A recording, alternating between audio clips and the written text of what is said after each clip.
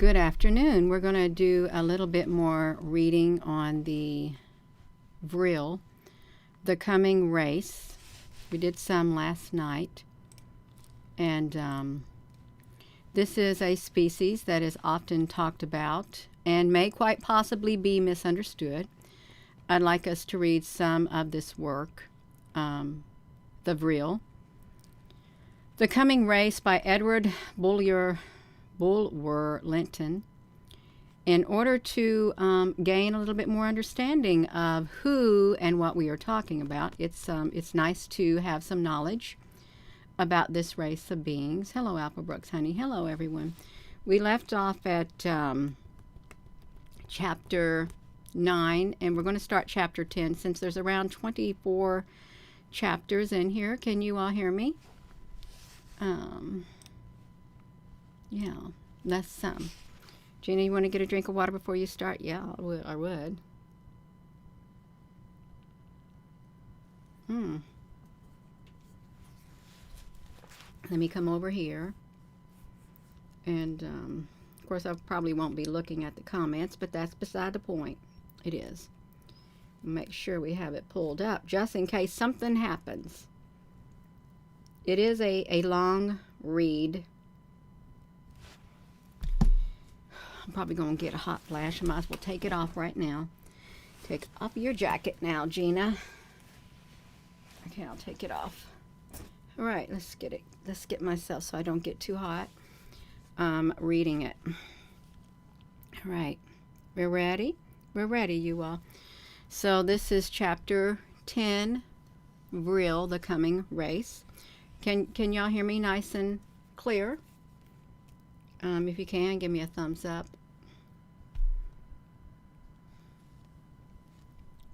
Yeah. We're going to wait a second. Wonder how long it takes in between. Thank you.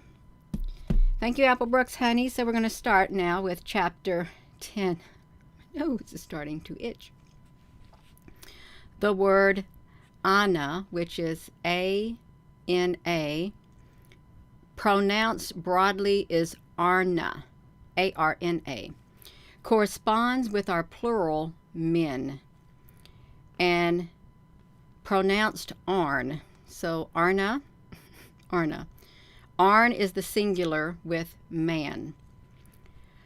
The word for woman is Guy, G-Y, pronounced hard as in G-U-Y. So the men are Arn, and the women are Guy. It forms itself into Guy E for the plural, but the G becomes soft in the plural like Jai-E, J-Y-E-I. They have a proverb to the effect that this difference in pronunciation is symbolical, for that the female sex is soft in the concrete, but hard to deal with in the individual. The Gai are in the fullest enjoyment of all rights of equality with males, for which certain philosophers above ground contend.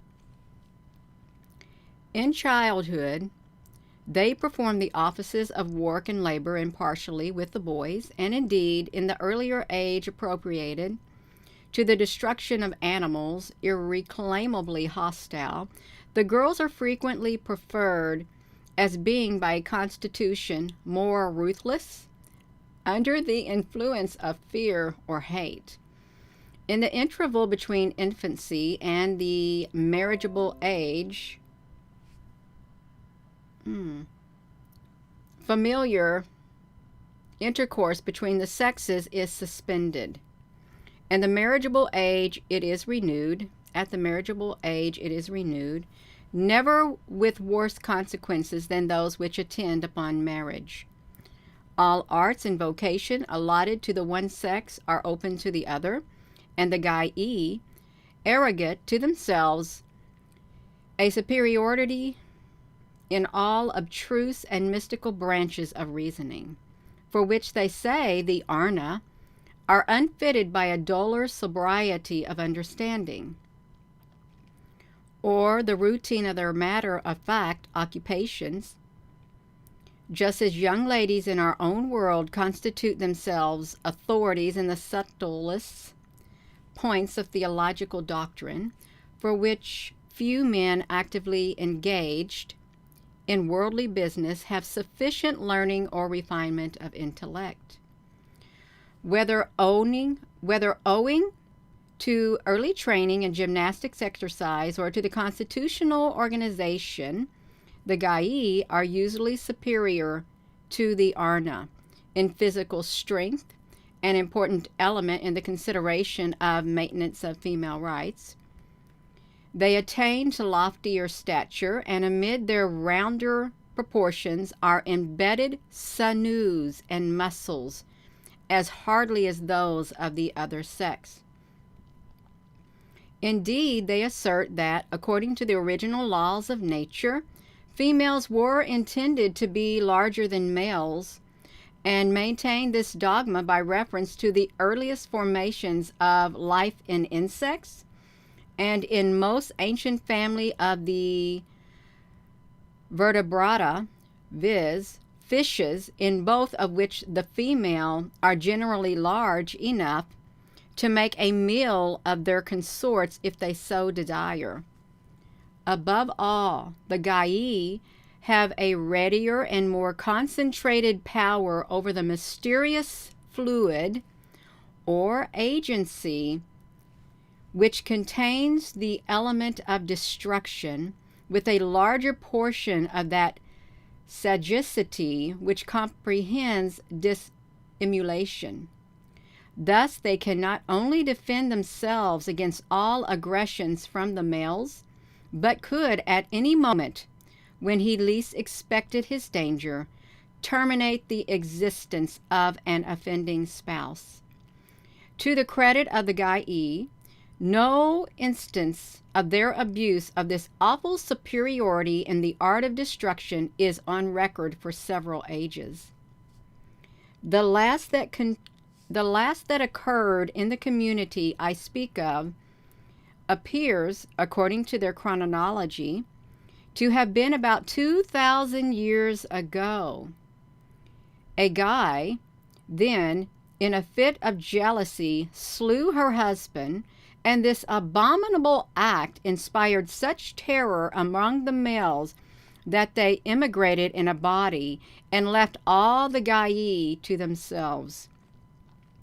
The history runs that the widowed Gai, thus reduced to despair, fell upon the murderess when in her sleep, and therefore unarmed, and killed her, and then entered into a solemn obligation amongst themselves to abrogate forever the exercise of their extreme conjugal powers, and to inculcate the same obligation forever and ever on their female children. By this conciliatory process, a deputation dispatched to the fugitive consorts succeeded in persuading many to return, but those who did return were mostly the elder ones. The younger, either from too craven a doubt of their consorts, or too high an estimate of their own merits, rejected all overtures, and remaining in other communities were caught up by other mates, with whom perhaps they were no better off. But the loss of the large portion of the male youth operated a salutary warning on the Gai, and confirmed them in the pious resolution to which they pledged themselves. Indeed, it is now popularly considered by long hereditary disuse, the Gai have lost both the aggressive and the defensive superiority over the Arna, which they once possessed, just as in the inferior animals above earth many peculiarities in their original formation, intended by the nature for their protection, gradually began to fade or become inoperative when not needed under altered circumstances. I should be sorry, however, for any Arn who induced a guy to make the experiment whether he or she were the stronger.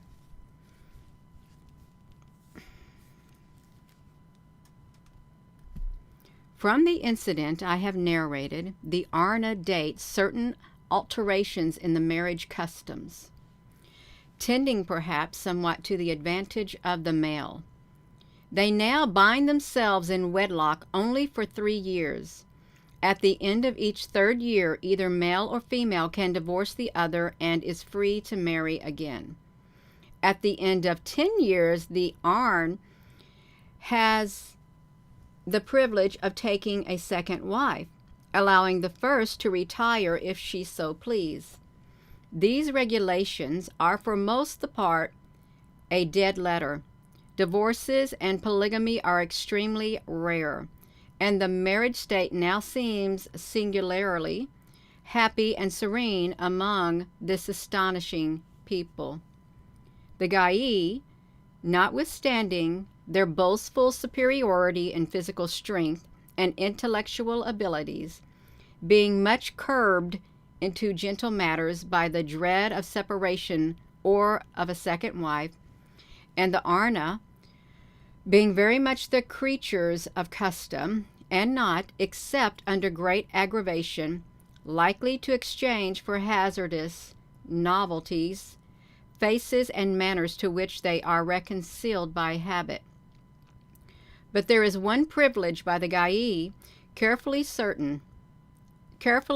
retained, and the desire for which perhaps forms the secret motive of most lady asserters of women rights above ground.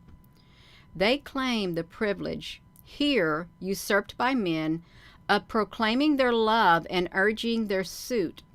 In other words, of being the wooing party rather than the wooed. Such a phenomenon as an old maid does not exist among the Gai. Indeed, it is very seldom that a Gai does not secure any Arn upon whom she sets her heart, if his affections be not strongly engaged elsewhere. However coy, reluctant, and prudish, the male she courts may prove at first, yet her perseverance, her ardor, her persuasive powers, her command over the mystic agencies of the Vril, are pretty sure to run down his neck into what we call the fatal noose. Their argument for the reversal of that relationship of sexes which blind tyranny of man has established on the surface of the earth appears cogent, and is advanced with a frankness which might well be commended to impartial consideration. They say that of the two, the female is by nature of a more loving disposition than the male, that love occupies a larger space in her thoughts and is more essential to her happiness, and that therefore she ought to be the wooing party, that otherwise the male is a shy and dubitant creature, that he has often a selfish predilection for the single state, that he often pretends to misunderstand tender glances and delicate hints, that in short he must be resolutely pursued and captured. They add, moreover, that unless the Gai can secure an Arn of her choice, and whom she would not select out of the whole world becomes her mate, she is not only less happy than she otherwise would be, but she is not so good a being that her qualities of heart are not sufficiently developed, whereas the Arn is a creature that less lastingly concentrates his affections on one object, that if he cannot get the Gai whom he prefers, he easily reconciles himself to another Gai. When I say Gai, This is referring to the female. They got a capital G and a small y. It's pronounced guy for the females. And finally, at worst, if he is loved and taken care of, it is less necessary to the welfare of his existence that he should love as well as be loved. He grows contented with his creature comforts and the many occupations of thought which he creates for himself. Whatever may be said as to this reasoning, the system works well for the male. For being thus sure that he is truly and ardently loved, and that the more coy and reluctant he shows himself, the more determination to secure him increases.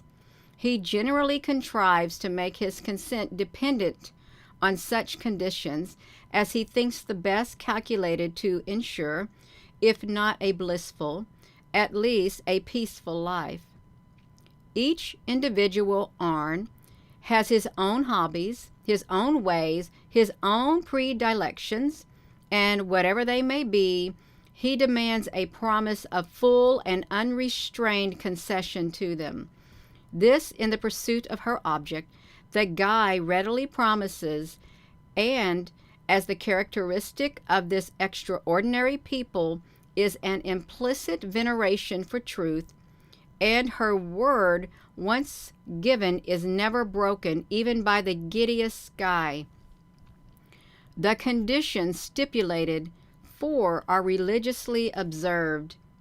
In fact, notwithstanding all their abstract rights and powers, the Gai are the most amiable, conciliatory, and submissive wives I have ever seen, even in the happiest households above ground. It is an aphorism among them that where a Gai loves, it is her pleasure to obey. It will be observed that in the relationship of the sexes, I have spoken only of marriage, for such is the moral perfection to which this community has attained, that an illicit connection is as little possible amongst them as it would be a couple of linnets during the time they agree to live in pairs. We're reading from the Vril, The Coming Race. We just finished reading chapter 10, and now we're going to read chapter 11.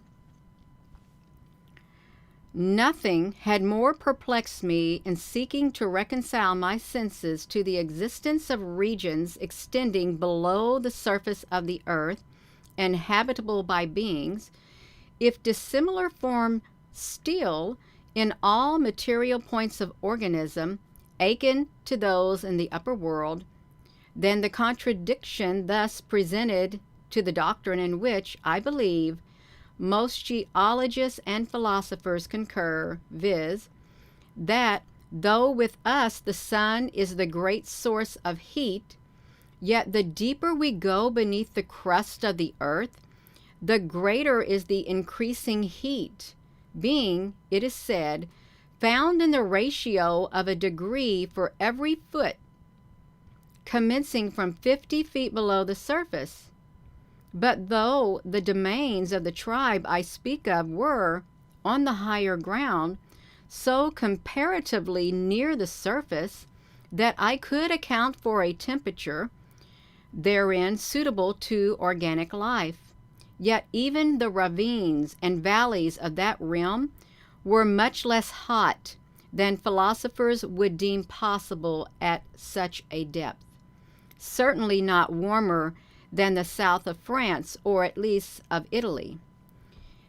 And according to all accounts I received, vast tracts immeasurably deeper beneath the surface, and in which one might have thought only salamanders could exist, were inhabited by innumerable races organized like ourselves. I cannot pretend in any way to account for a fact which is so at variance with the recognized laws of science, nor could Z much help me toward a solution for it. She did but conjecture that sufficient allowance had not been made by our philosophers for the extreme porousness of the interior earth, the vastness of its cavities and irregularities, which serve to create free currents of air and frequent winds, and for various modes in which heat is evaporated and thrown off. She allowed, however, that there was a depth at which the heat was deemed to be intolerable to such organized life as was known to the experience of the Vril, though their philosophers believed that even in such places life of some kind, life sentient, life intellectual, would be found abundant and thriving, could the philosophers penetrate to it. Wherever the all-good builds, said she, there, be sure, he places inhabitants. He loves not empty dwellings, she added. However, that many changes in temperatures and climate had been affected by the skill of the Vril, and that the agency of Vril had been successfully employed in such changes. She described a subtle and life-giving medium called Lai, which is L-A-I, which I suspect to be identical with the ethereal oxygen of Dr. Lewin's, wherein work all the correlative forces united under the name of Vril, and contended that wherever this medium could be expanded, as it were, sufficiently for the various agencies of Vril to have ample play, a temperature congenial to the highest forms of life could be secured. She added also that it was the belief of the naturalists that flowers and vegetation have been produced originally, whether developed from seeds born from the surface of the earth in the earlier convulsions of nature, or imported by tribes that first sought refuge in the cavernous hollows.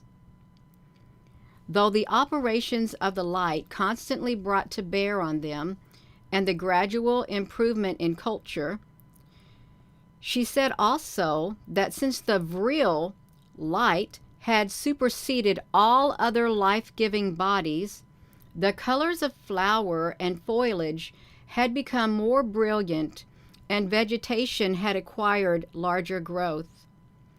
Leaving these matters to the consideration of those better competent to deal with them, I must now devote a few pages to the very interesting questions connected with the language of the Vril. So it's the Vril that you see up there and -YA. How we doing over here? This is we're going to get ready to go to the 12th chapter of the Vril. Is what we're getting ready to do. Let me see this, you all. We got it going? Okay, we got it going. The 12th chapter of the Vril. Let me get a drink. They're going to talk about the Vril and the YA that is associated with it.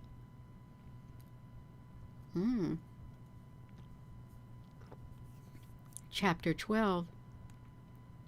The language of Vril is peculiarly interesting because it seems to me to exhibit with great clearness the traces of three main transitions through which language passes in attaining to perfection of form.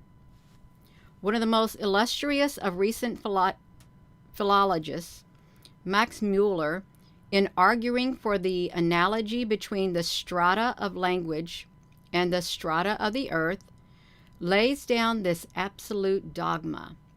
No language can, by any possibility, be inflectional without having passed through the agglutinative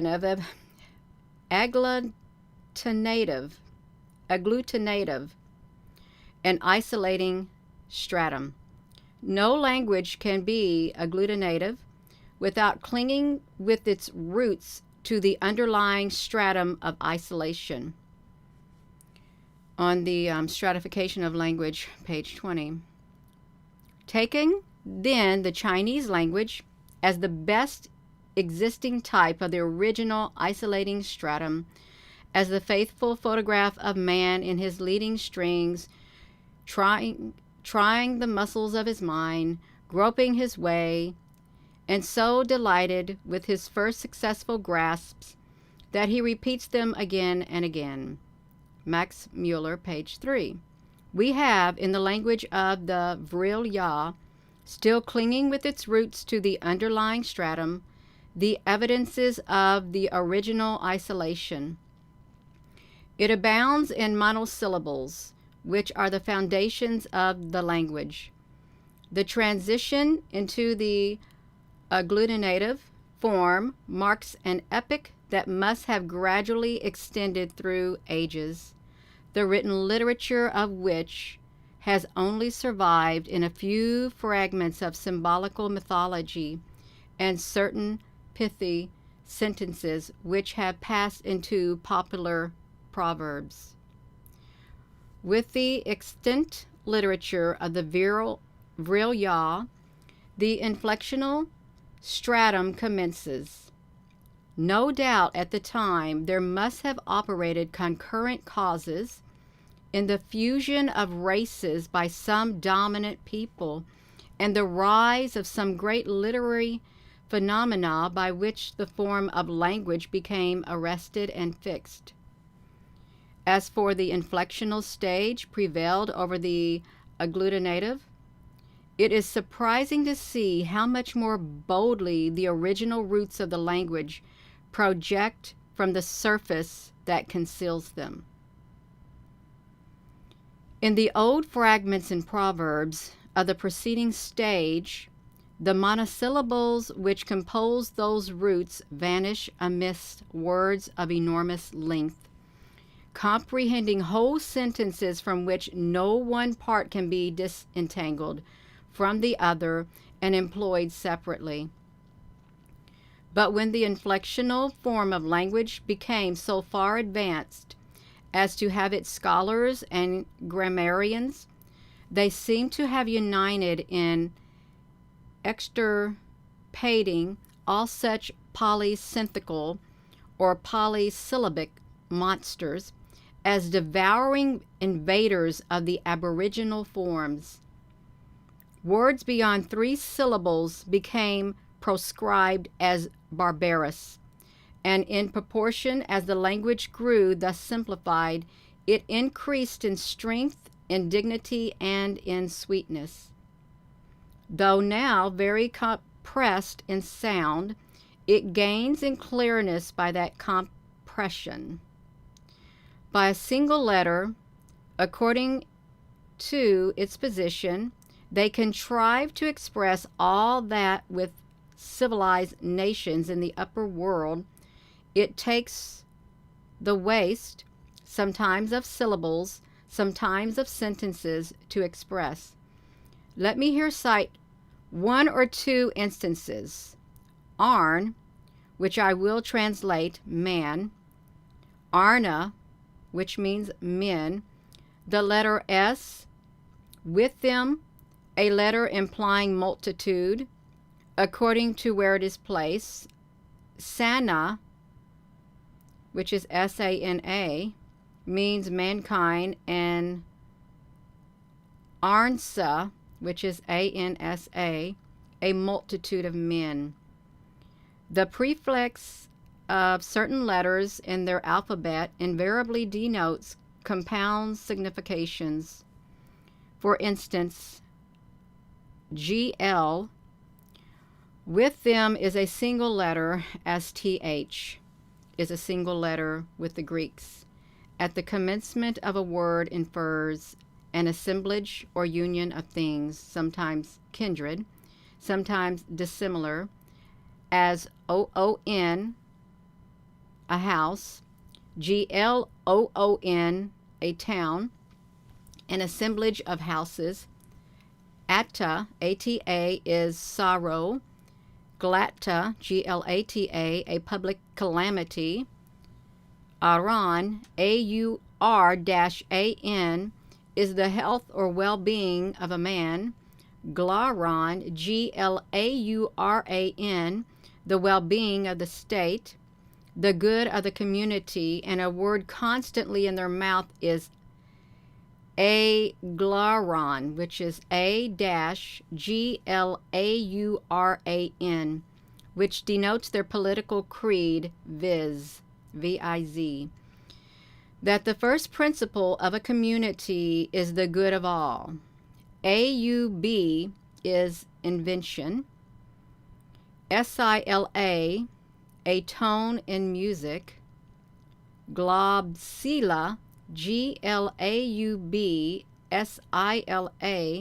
as uniting the ideas of invention and of musical intonation, is the classical word for poetry, abbreviated in ordinary conversation to globs, G-L-A-U-B-S.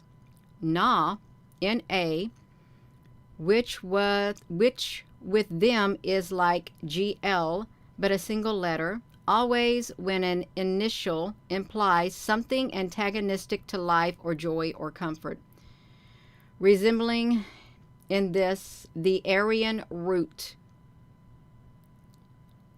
nak, N-A-K, expressing of perishing or destruction.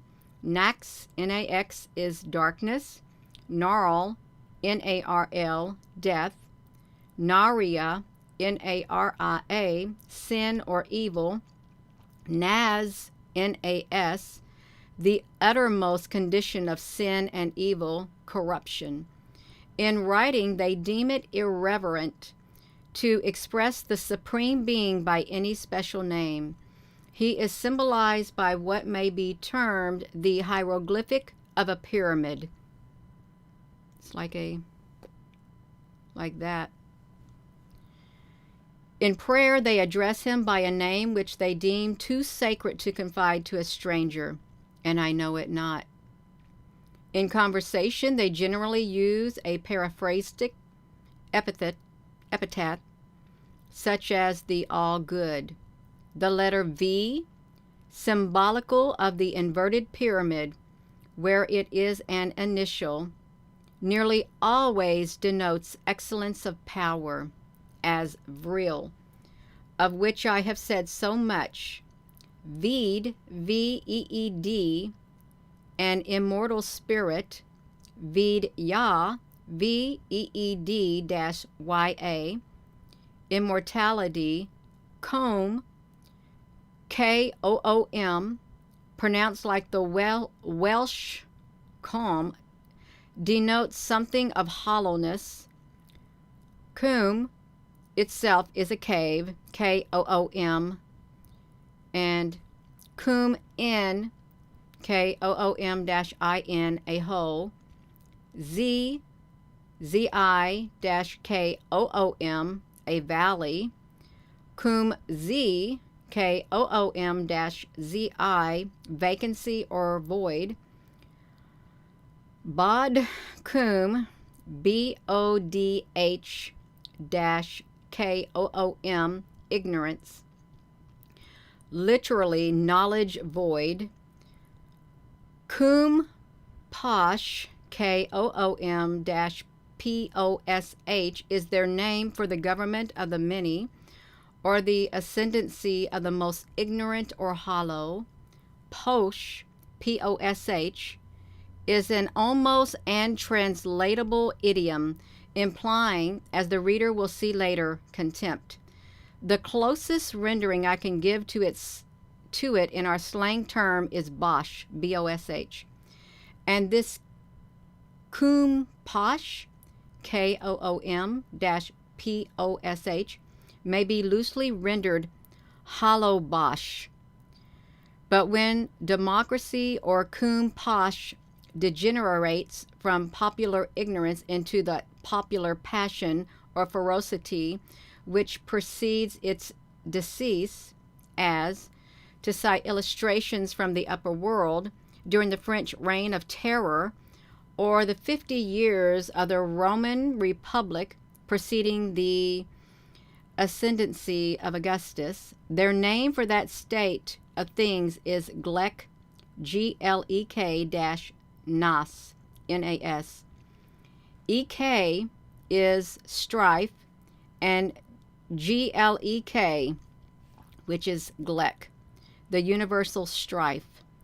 Nas, Nas, as I said before, is corruption or rot. Thus, Glek Nas may be construed the universal strife rot. Their compounds are very expressive. Thus, Bodh, B-O-D-H, being knowledge, and to, T-O-O, a participle that implies the action of cautiously approaching. To Bodh, T-O-O-B-O-D-H, is their word for philosophy. P-A-H is a contemptuous exclamation analogous to our idiom, stuff and nonsense. And PAH, P-A-H-B-O-D-H, literally stuff and nonsense knowledge, is their term for futile and false philosophy, and applied to a species of metaphysical or speculative ratiocination formerly in vogue, which consisted in making inquiries that could not be answered and were not worth making, such, for instance, as why does an Arn have 5 toes to his feet instead of 4 or 6? Did the first Arn, created by the All-Good, have the same number of toes as his descendants? In the form by which an Arn will be recognized by his friends in the future state of being, will he retain any toes at all?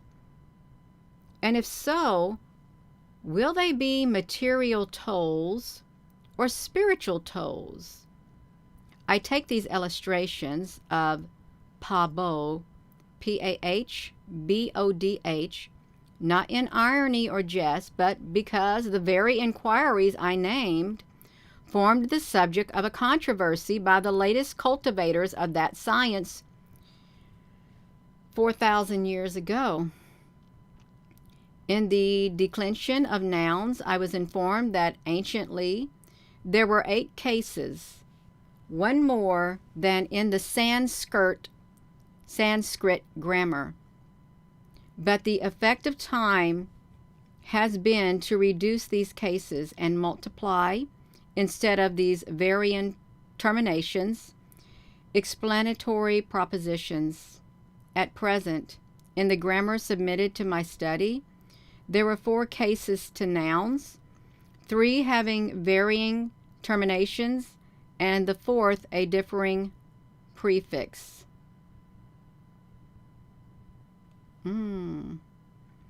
The singular for man would be, I can't do it.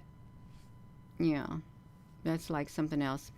In the elder inflectional literature, the dual form existed, and it has long been obsolete. The genitive case with them is also obsolete. The dative supplies its place. They say the house to a man instead of the house of a man.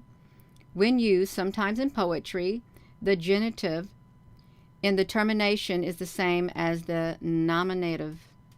So is the ablative. The preposition that marks its being a prefix or a suffix at option, and generally decided by ear according to the sound of the noun. It will be observed that the prefix hil, H-I-L, marks the vocative case. It is always retained in addressing another, except in the most intimate domestic relations. Its omission would be considered rude, just as in our forms of speech, addressing a king, it would have been deemed disrespectful to say king, and reverential to say, O king. In fact, as they have no titles of honor, the vocative adjuration supplies the place of a title, and is given impartially to all. The prefix hil, H-I-L, enters into the composition of words that implied distant communications as hil ya, to travel. In the conjugation of their verbs, which is much too lengthy a subject to enter on here, well, thank you. The auxiliary verb ya, ya, to go, which plays so considerable part in the Sanskrit, appears and performs a kindred office, as if it were a radical in some language from which both had descended. But another auxiliary or opposite signification also accompanies it and shares its labors, viz. Zi, to stay or repose. Thus, ya, enters into the future tense, and zi, into the preterite of all verbs requiring auxiliaries. Yam, I shall go. Yam, I may go. Yani, ya, I shall go. Literally, I go to, go. Yam pu yan, zam poo yan. Yampu yan, I have gone. Literally, I rest from gone. Ya, as a termination, implies by analogy, progress, movement, efflorescence. Z, as a terminal, denotes fixity, sometimes in a good sense, sometimes in a bad, according to the word with which it is coupled. Iva, IVA-ZI, eternal goodness. Nan-Z, NAN-ZI, eternal evil. Poo, POO, from enters as a prefix to words that denote repugnance, or things from which we ought to be adverse. Poo pra, POO-PRA, disgust. Punaria, POO-NARIA, falsehood, the vilest kind of evil. Push, POOSH, or posh, POSH, I have already confessed to be untranslatable literally. It is an expression of contempt, not unmixed with pity.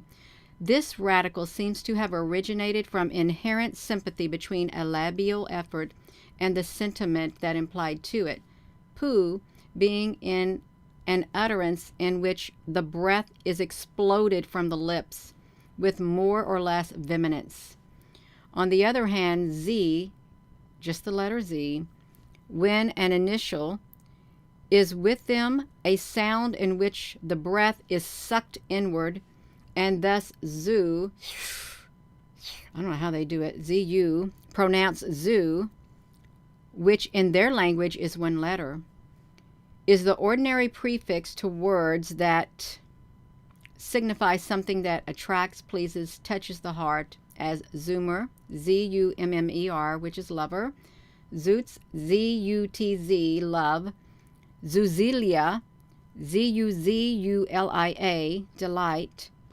This indrawn sound of Z seems indeed naturally appropriate to fondness. Thus, even in our language, mothers say to their babies in defiance of grammar, zoo darling, Z-O-O, darling.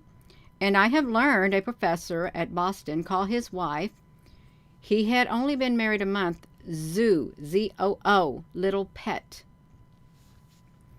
I cannot quit this subject, please do. However, without observing by what slight changes in the dialects favored by different tribes of the same race, the original signification and beauty of sounds may have become confused and deformed. Z told me with much indignation that zoomer, lover, which is the way she uttered it, seemed slowly taken down to the very depths of her heart, was in some not very distant communities of the Vril, vitiated into the half-hissing, half-nasal, wholly disagreeable sound of subber, S-U-B-B-E-R, I thought to myself, it only wanted the introduction of in before you to render it into English word significant of the last quality an amorous guy would desire in her zoomer. I will but mention another peculiarity in this language, which gives equal force and brevity to its forms of expression. Y'all, when I'm reading this, I'm just like feeling it's like a form of like a lightheadedness, but not. Just like, yeah, I don't want to leave my body. This is kind of weird. I mean, it's not really bad at all, but it just feels strange reading it. A is with them, as with us, the first letter of the alphabet, and is often used as a prefix word by itself to convey a complex idea of sovereignty or chiefdom, or presiding principle. For instance, Eva, I-V-A, is goodness. Diva, D-I-V-A, goodness and happiness united. A diva is unerring and absolute truth. I have already noticed the value of a in aglaron, so in Vril, to whose properties they trace their present state of civilization, a Vril denotes, as I have said, civilization itself. The philologist will have seen from the above how much the language of the Vril Ya is akin to the Aryan or Indo-Germanic. But like all languages, it contains words and forms in which transfers from very opposite sources of speech have been taken. The very title of Tur, T-U-R, which they give to their supreme magistrate, indicates theft from a tongue akin to the Turanian, T-U-R-A-N-I-A-N. They say themselves that this is a foreign word borrowed from a title which their historical records show to have been borne by the chief of a nation with whom the ancestors of the Vril Ya were, in very remote periods, on friendly terms, but which has long become extinct. And they say that when, after the discovery of Vril, they remodeled their political institutions, they expressly adopted a title taken from an extinct race and a dead language for that of their chief magistrate, in order to avoid all titles for that office with which they had previous associations. Should life be spared to me, I may collect into systemic form such knowledge as I acquired of this language during my sojourn amongst the Vril Ya. But what I have already said will perhaps suffice to show to genuine philological students that a language which, preserving so many of the roots in the aboriginal form and clearing from the immediate but transitory polysynthetical stage so many rude encumbrances, has attained to such a union of simplicity and compass in its final inflectional forms, must have been the gradual work of countless ages and many varieties of mind, that it contains the evidence of fusion between congenial races, and necessitated, in arriving at the shape of which I have given examples, the continuous culture of a highly thoughtful people.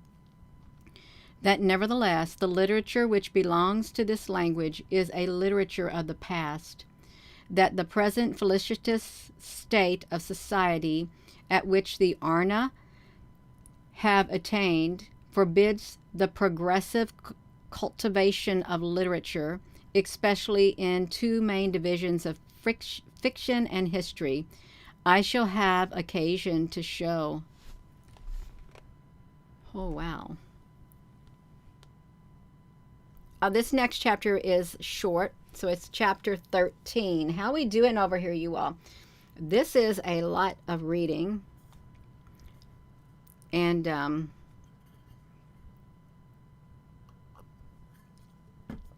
it's okay. Chapter 13.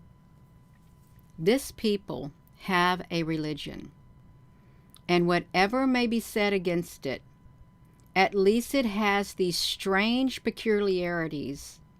Firstly, that all believe in the creed they profess. Secondly, that they all practice the precepts which the creed inculcates.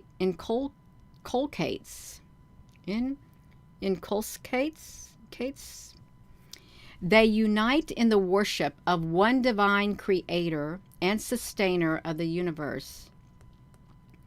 They believe that it is one of the properties of the all-permeating agency of Vril, V-R-I-L, to transmit the wellspring of life and intelligence, every thought that a living creature can conceive. And though they do not contend that the idea of a deity is innate, yet they say that the Arn, which is man, is the only creature, so far as their observation of nature extends, to whom the capacity of conceiving that idea, with all the trains of thought which open out from it,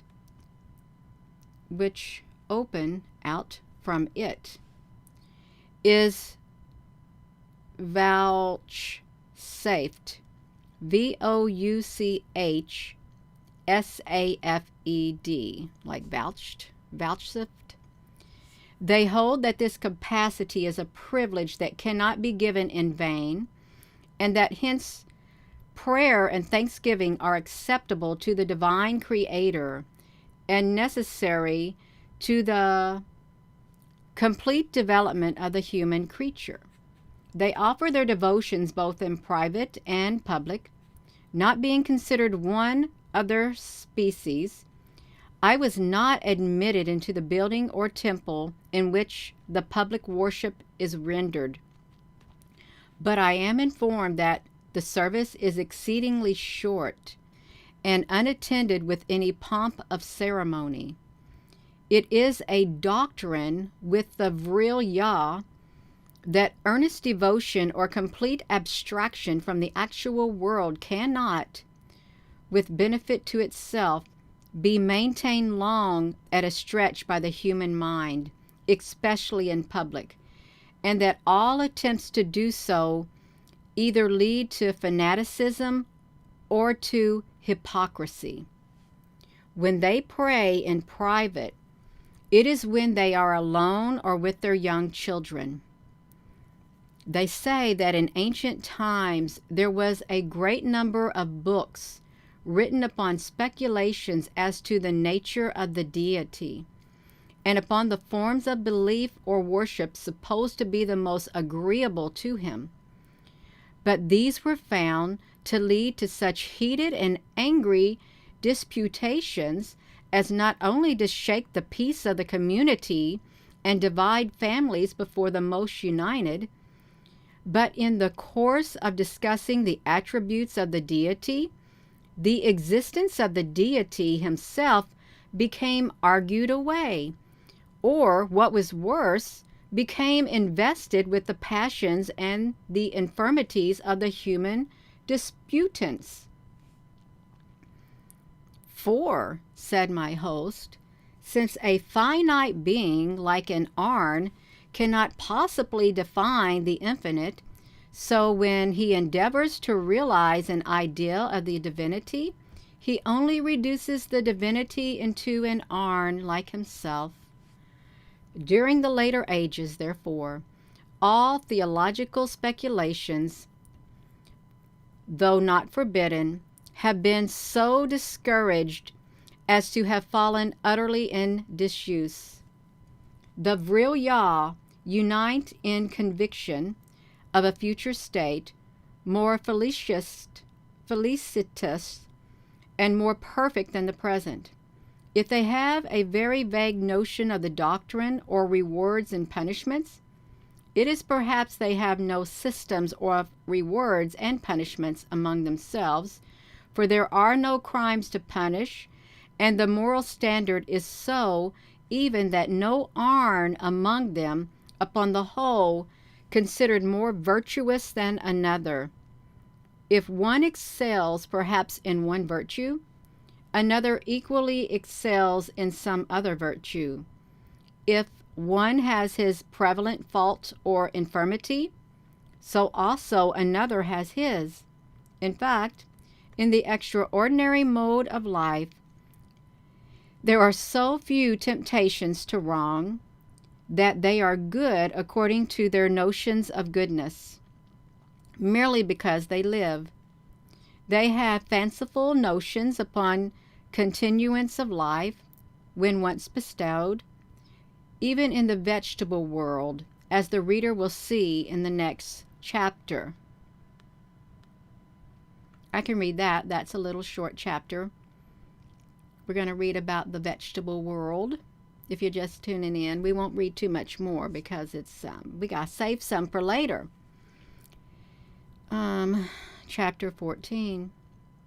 Though, as I have said, the Vril discourage all speculations on the nature of the Supreme Being, they appear to concur in a belief by which they think to solve the great problem of existence of evil, which has so perplexed the philosophy of the upper world.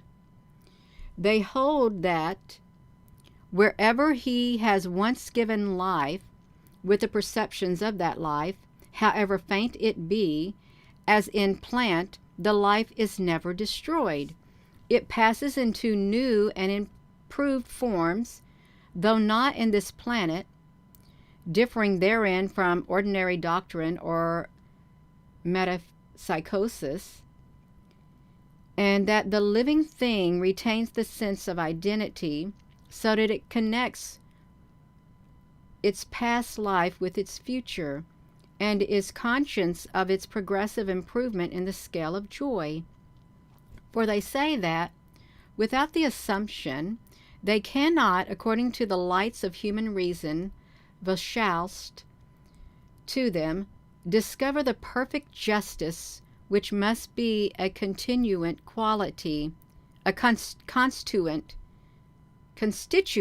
quality of the all-wise and the all-good.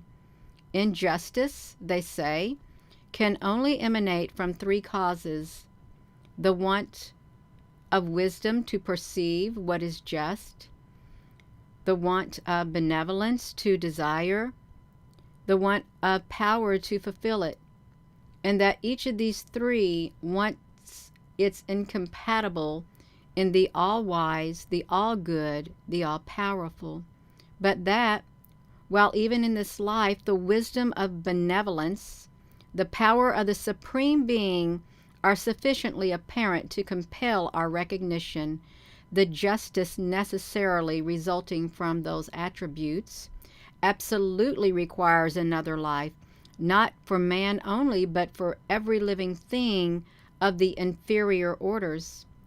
That, alike in the animal and vegetable world, we see one individual rendered, by circumstances beyond its control, exceedingly wretched compared to its neighbors. One only exists as the prey of another. Even a plant suffers from disease till it perishes prematurely, while the plant next to it rejoices in its vitality and lives out its happy life free from pang.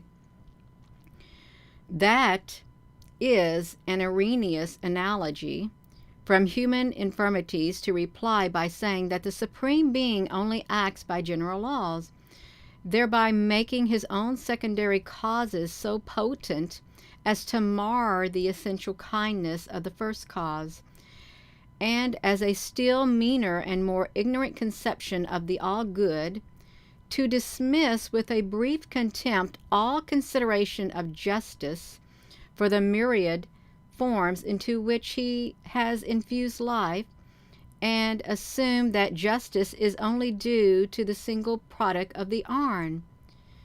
There is no small and no great in the eyes of the divine life giver.